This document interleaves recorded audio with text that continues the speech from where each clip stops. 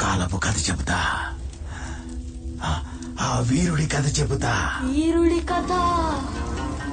తూర్పు దిక్కున కొండ దిగువలో ఒక పెద్ద అడవి ఉంది.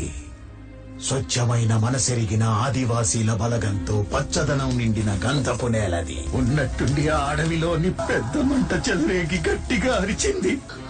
ఆ పెద్ద అడవి మాడి మసైపోయింది. పేదోళ్ల చెమటని పీల్చి పిప్పి చేసే కడు పాపాత్ములు, దేహాన్ని చీల్చి రక్తాన్ని తాగే క్రూర సైతానులు, వంగిన నడుము వంచిన తల నచ్చదు విధిరాతకి, బతుకునిచ్చిన భగీరథుడి మీద కూడా పూర్తిగా తొలగిపోయింది.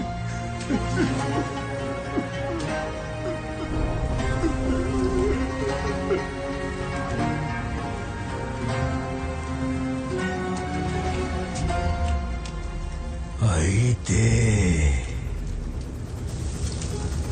సూత్రధారుని సూత్రాన్ని చెరిపి దీనులకి నమ్మకం కలిగించేలా కాల్చే మంటల్ని ఆర్పే వర్షంలా, మృత్యువు ఇంట్లో కూర్చున్న మృత్యుంజయుడిలా, అన్యాయాన్ని ఎదిరించే ఉద్యమంలా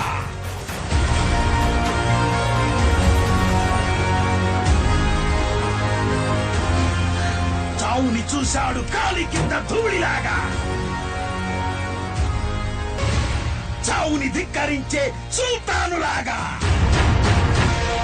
గాయం చేసే కత్తుల మీదే నడుచుకుంటూ వేటగాళ్లనే వేటాడే మహావేటగాడు. వీరుడొచ్చాడు, వీరుడొచ్చాడు, వీరాధి వీరుడొచ్చాడు. పులిగా బిగిసే తాడే ఊగే ఉయ్యాలా, కరిగే మనసే మరిగిపోని లాభాలా, ఆయుధమే ఆగ్రహాల జ్వాల, రగిలే చూపులు మౌన శంఖారావంలా, ఎగసే ఊపిరి యుద్ధ భేరీ నాదంలా, నిర్జించారా